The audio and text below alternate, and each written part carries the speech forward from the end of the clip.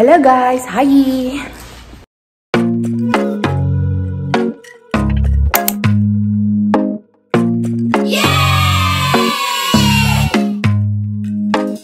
So, suot na natin ang ating astronaut. We are astronaut for the day. Alam niyo ba guys, itong damit ko, binili ko pa to nung kararating ko ng Saudi kasi sabi ko magpapapayat ako. Kasi nga nung bagong dating ako, nakita ko tong equipment na to. Nakakapagod kasi ito guys, itong sauna suit. And hindi ako bago sa ganitong klaseng damit. Wait lang ha. Yun nga, hindi ako bago sa ganitong klaseng outfit pag nag-exercise. Kasi noon, nung nasa Abha ako, it took me 3 months and a half. I lost almost 10 kilograms just by doing this. And sa cycling, yun ako actually, hindi pa yung treadmill cycling lang. So talagang nakakapayat ito guys. And then medyo nag-start na rin ako nag-no rice. Parang 2 days na ako hindi nag-rice. Although nagka-crave ako ng rice. But I'm gonna go on that route again. With no rice diet. So yeah. So we will see.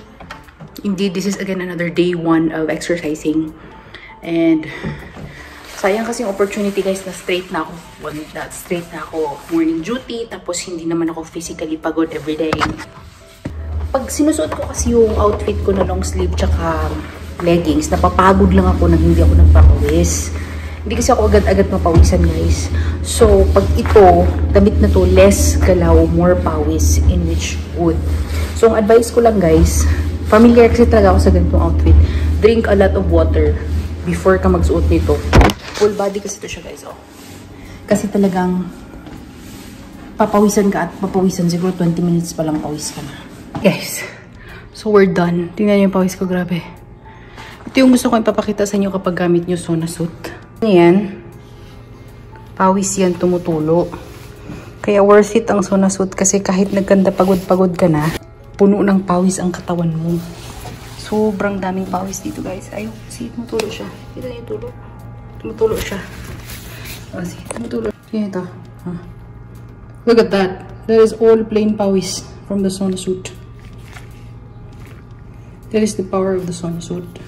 So, 35 minutes lang ako.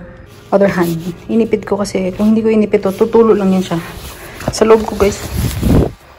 Sobrang daming pawis niyan. Look. See?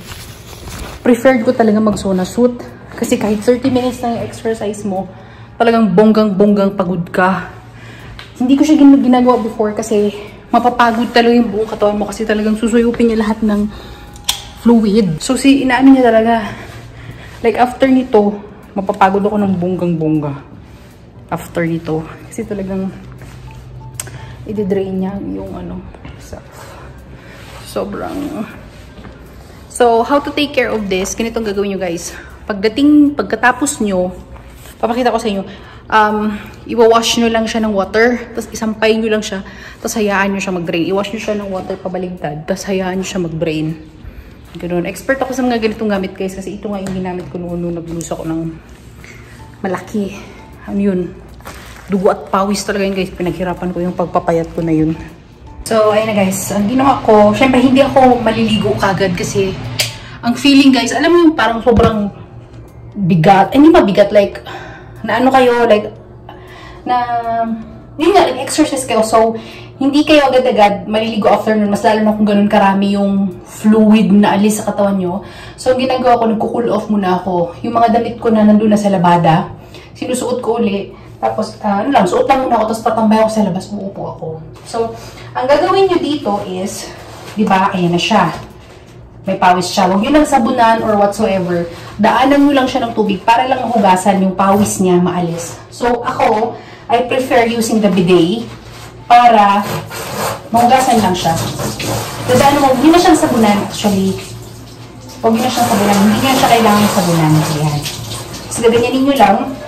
Before, kasi wala akong sampayan, nung nandun ako sa Abha, sinasampay ko siya sa CR. So ngayon, since may sampayan ako dun sa taas, ganito na ang gagawin ko.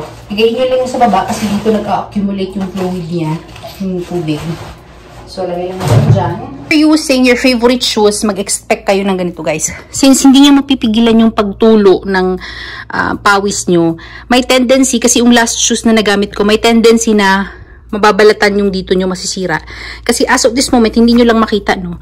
Sobrang pawis ng dito ko.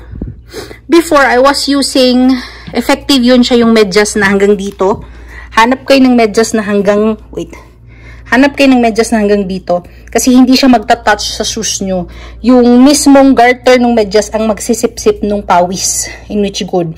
Wala ako nun kasi hindi nga ako prepared na mag-start na pala ako mag-exercise. Kaya ang mangyari, yung pawis, umabot din dito yung pawis ko. Ayan, pawis yan siya guys.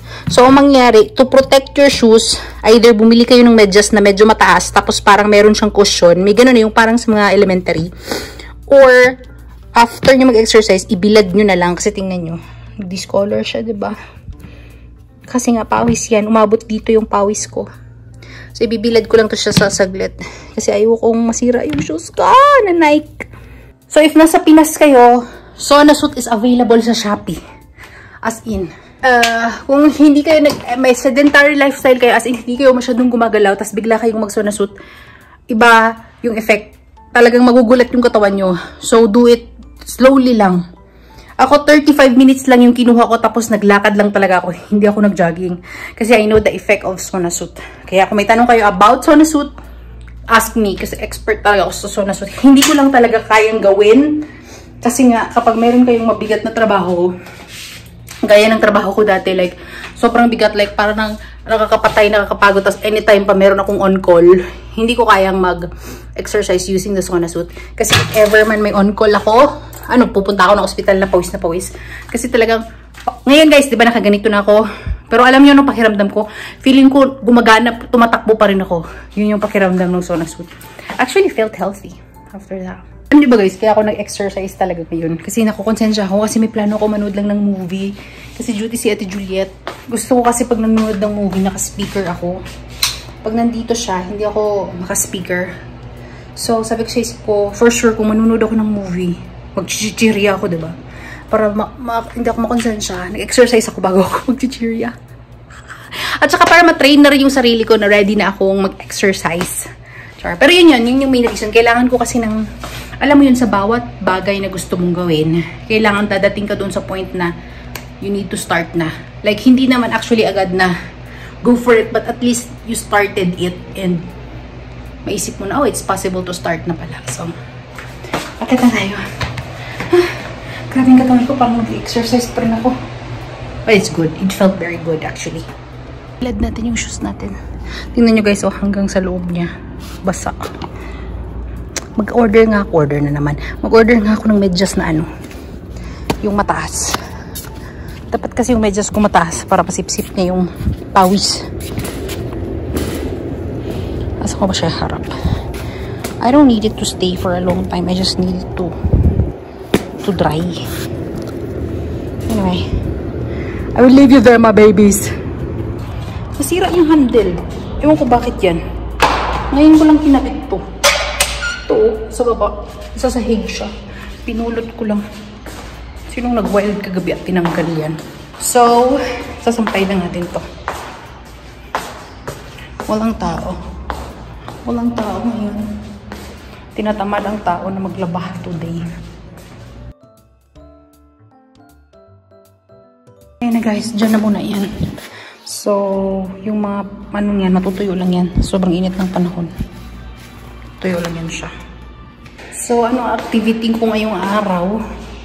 Ang activity ko ngayong araw, tapos yung isa, exercise. May gusto akong tapusin na na preaching ni Pastor Bong.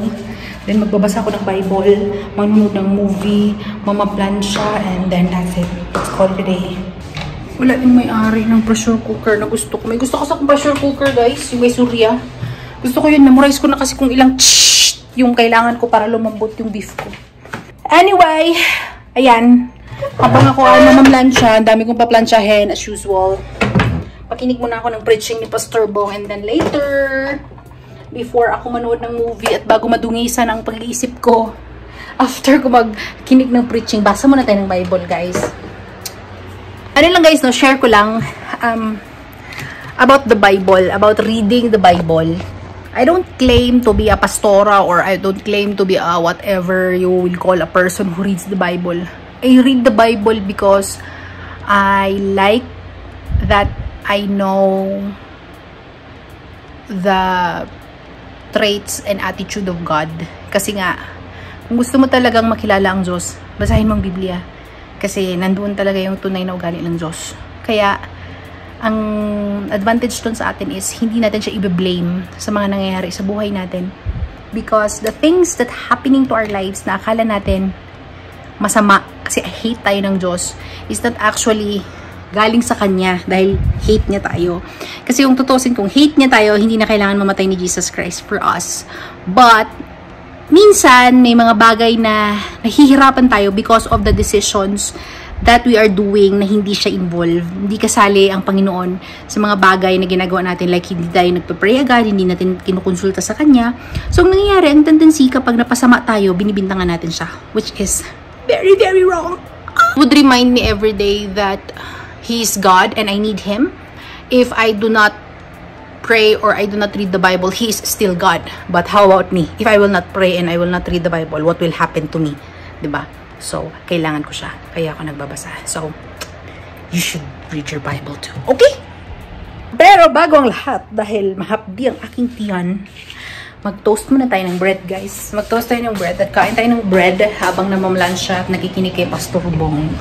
May palaman pa ako, guys. Alam niyo ba yung egg sandwich ko? Matagal lang dito yung... Hindi pa naman ito siguro sira. Yes, hindi pa ito sira. Basta nasa ref lang. Hindi yan masisira. So, nandito na sa kusina yung toaster ko, guys. Nakatago lang sa drawer.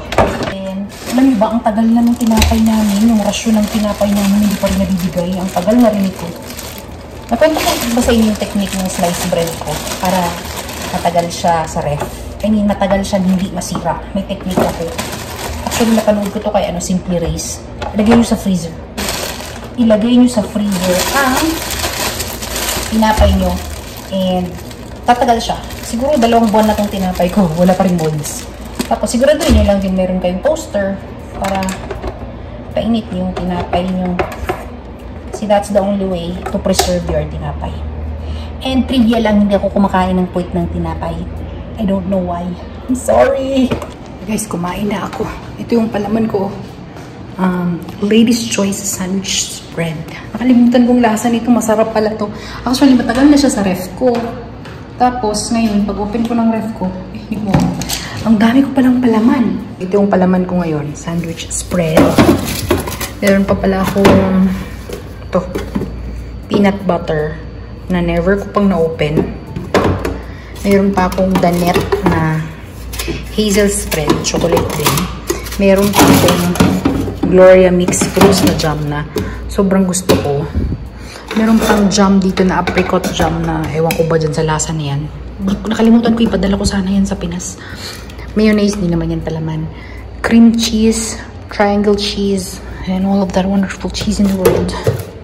So yeah, ano ba ito? Ba't nakaganyan ito? Tapon ko na nga ito.